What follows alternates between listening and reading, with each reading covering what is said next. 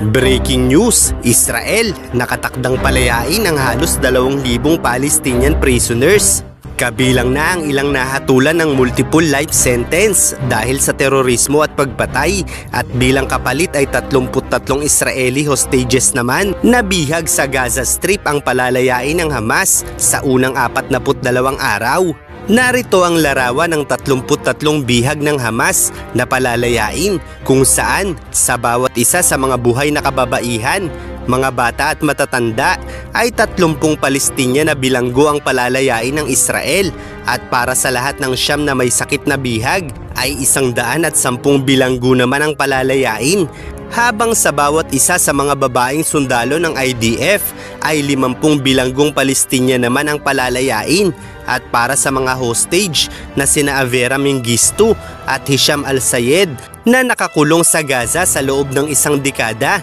ay 30 bilanggo naman ang pakakawalan ng Israel para sa bawat isa. At bilang karagdagan, ang 47 Palestinian na pinalaya noong 2011 sa naganap na Shalit Deal na muling naaresto ng Israel ay muling palalayain. At para naman sa bawat bangkay na nasa puder ng Hamas ay mahigit 1,000 detenadong Gazan ang palalayain ng Israel. Ganito kalaki ang agwat ng palitan na magaganap sa loob ng 42 araw sa kasunduan ng Israel at Hamas, kung saan mapapansin natin kung gaano kaseryoso ang Israel para maibalik ang mga bihag ng Hamas, kung saan ito rin ang maaaring dahilan kung bakit tumagal ng husto ang digmaan bago ang tigil putukan. Malinaw kasi na sa bawat kasunduan sa palitan ng bihag ng dalawang grupo ay palaging mas marami ang pinakakawalan ng Israel sa mga nakaraan pang kasunduan nito para sa Hamas, kung saan dahil sa ganitong paraan ay nakababalik ang mga pinuno ng Hamas upang muling palakasin ang kanilang puwersa, gaya na lamang ni Yahya Sinwar na nahatulan noon sa Israel ng 4 na habang buhay na pagkakabilanggo dahil sa pagdukot at pagpatay nito sa 2 sundalong Israeli at 4 na Palestinian na pinaghihinalaan ni Sinwar na nakikipagtulungan sa Israel. Subalit makalipas ang 22 taon ay pinalaya ng Israel si Sinwar kasama ang mahigit sa 1,000 Palestinian kapalit ng Israeli soldier na nagngangalang Gilad Shalit. At nang makalaya si Yahya Sinwar ay naihalal ito bilang pinuno ng Hamas, at dahil sa kabila ng kanyang dinanas sa loob ng 22 taon sa kulungan sa Israel ay mas nakapagpataas ito ng moral ng Hamas sa paniniwalang ito ay bahagi ng kanilang tagumpay. Subalit kung uunawain nating mabuti ang sitwasyon ng palitan ay mapag-aalaman natin na ang Hamas ay tila hindi gaanong nakikisimpatya sa buhay ng mga kasamahan nila. Dahil kahit walang maganap na palitan ay hindi sila papayag na magkaroon ng palitan ng bihag kung hindi lamang din mas maraming bihag ang pakakawalan ng Israel. Samantala ang Israel, patay man o buhay ang bihag ng Hamas ay madali silang pumapayag kahit mas maraming bihag ang kanilang pakawalan. Kung saan bukod pa sa bihag ay humihingi rin ng ransom money ang Hamas at mga kondisyones para sa kanilang mga naisin. Ilan lamang ito sa mga dahilan kung bakit hindi madaling nagkakaroon ng tigil putukan sa pagitan ng Hamas at Israel, dahil masyadong tuso ang Hamas, habang ang Israel naman ay naninimbang sa labis-labis na kahilingan ng Hamas sa bawat tigil putukan, gaya na lamang ng mga nakaraang kondisyones ng Hamas kung saan ay nais nilang paatrasin ng Israel sa Gaza at magpalaya ng mas maraming bihag. Kaya naman hindi madaling napapayag si Netanyahu sa mga kasunduang ito noon, dahil habang may banta pa ang Hamas laban sa seguridad nila, ay alam nilang madali lamang itong makapagpapalakas na maaaring maging mas malaking problema sa mas maraming mamamayan nila, kung kaya't nagpatuloy si Netanyahu sa pakikipaglaban sa kanila hanggang sa punto na ito na tila nga ay halos maubos na ang Hamas sa Gaza. At dahil na rin sa linggo-linggong protesta sa Israel na sumisigaw sa IDF na ibalik na sa Israel ang mga bihag ng Hamas,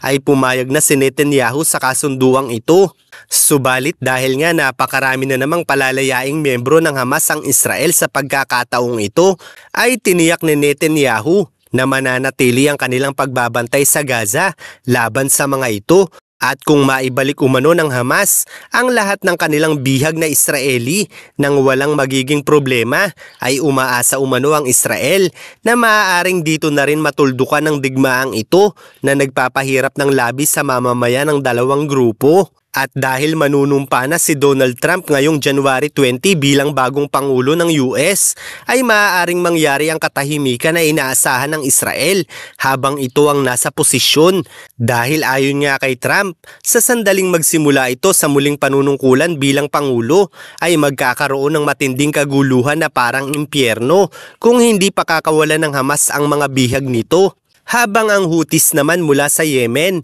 ay inaasahang mananahimik na rin sa sandaling magtuloy-tuloy ang tigil putukan sa pagitan ng Hamas at Israel dahil ang Houthis sa Yemen ay patuloy na inaatake ng US sa bawat ginagawa nitong pag-atake sa Israel at mga barko sa Red Sea. Kaya naman sa sandaling mabawi na ng Israel ang mga bihag ng Hamas, ay maaaring magpatuloy ang problema ng Houthi sa administrasyon ni Trump dahil bukod sa patuloy na paghina ng Iran, ay mas magiging madali para sa Israel ang humiling ng tulong sa administrasyon niya upang ang Houthi sa Yemen ay tuluyang manahimik na, habang ang presensya naman ng Hezbollah sa pamahalaan ng Lebanon ay tila unti-unti na ring naglalaho. Ito ay matapos manalong bagong presidente ng Lebanon, si Joseph Aoun, na sinusuportahan ng mga Lebanese lawmakers, at bukod sa kanya ay naitalaga ring bagong punong ministro, si Nawaf Salam, na sinusuportahan rin ng mga Lebanese lawmakers,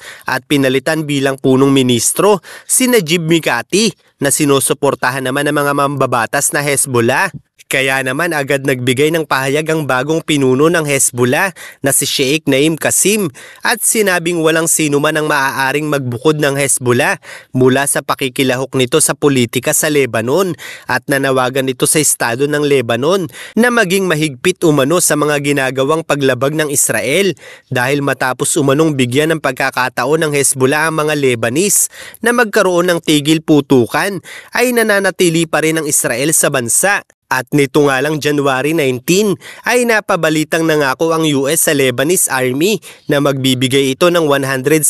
million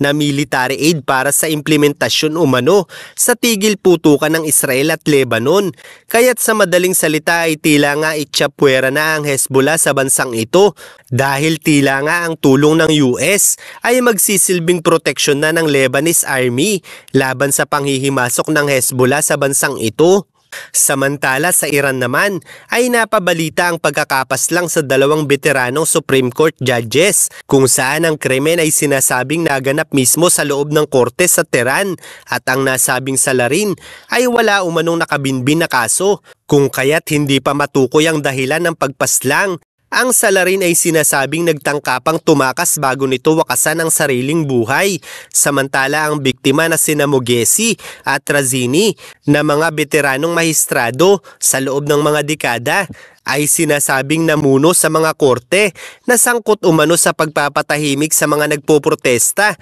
artista at aktivista na kumakalaban sa Islamikong Estado. Sa madaling salita, ang dalawang mahistrado ay nasa panig ng Iranian Supreme Leader, at ang pagkakapas lang sa kanila ay nangangahulugan na mas lumalakas na rin ang loob ng mga kalaban nila sa loob mismo ng bansa nila, at ang asasin na kayang kitlin ng sariling buhay kaysa mahuli ay talagang nakababahala. Kaya naman tila nga ay maituturing itong karma para sa Iran dahil sa tila ay pang-uudyok nila sa Hamas na labanan ng Israel na naging daan naman para magsimula ang digmaan sa Gaza.